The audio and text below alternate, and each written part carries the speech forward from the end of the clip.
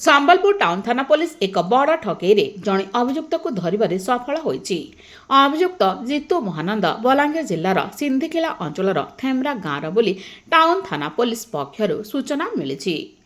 Police ତଦନ୍ତରେ ପ୍ରକାଶ ପାଇଛି ଯେ ଅଭିଯୁକ୍ତ ଜିତୁ ମହାନନ୍ଦ ଏକ ଅବୈଧ କଲ୍ ସେଣ୍ଟର ଚଳାଉଥିଲେ ଏବଂ ଏକ ଅବୈଧ ୱେବସାଇଟ୍ ମାଧ୍ୟମରେ ସାଧାରଣ ଲୋକଙ୍କୁ ଠକୁଥିଲେ। ସେ ମ୍ୟୁଲ୍ ବ୍ୟାଙ୍କ ଆକାଉଣ୍ଟ ବ୍ୟବହାର କରି ଆର୍ଥିକ ଠକେଇ କରୁଥିଲେ। ଏହି ଉପାୟରେ ସେ 100ରୁ ଅଧିକ ଲୋକଙ୍କୁ ଠକିଥିବା ଜଣାପଡ଼ିଛି।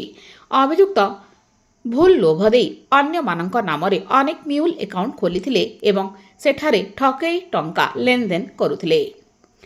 ପୋଲିସ ତାଙ୍କ ପାଖରୁ ଏକ Apple MacBook Acer laptop, iPhone 13 pro, Samsung S25 ultra, Infinix ଓ ସାମସଙ୍ଗ S20 FE ମୋବାଇଲ, ଅନେକ SIM card, PAN card, Aadhaar card, ବିଭିନ୍ନ bank debit card, cheque book, ଗାଡ଼ିର RC, rubber stamp, laptop bag, backpack ସହିତ 40,550 ନଗଦ ଟଙ୍କା ଜବତ କରିଛି।